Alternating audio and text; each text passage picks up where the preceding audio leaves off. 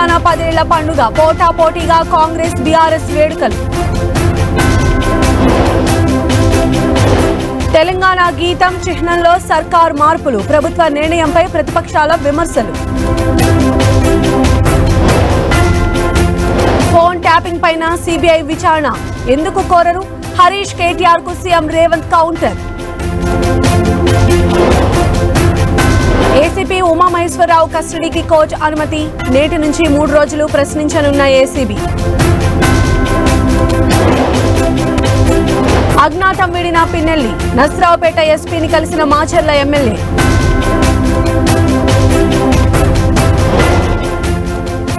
అటు రాహుల్ ఇటు మోదీ, ఆఖరి దశ ఎన్నికల ప్రచారంలో హోరాహోరీ.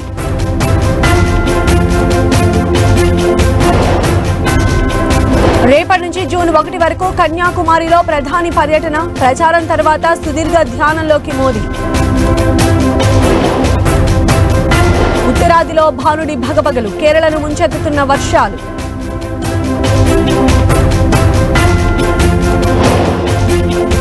లాహోర్ ఒప్పందాన్ని ఉల్లంఘించిన పాక్, అంగీకరించిన నవాజ్ షరీఫ్.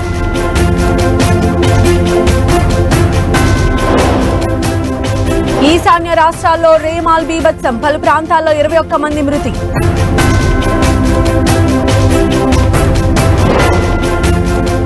మంచు కొండల్లో మృత్యు ఘంటికలు, ఎవరెస్ట్ లో 8కి చేరిన మృతులు.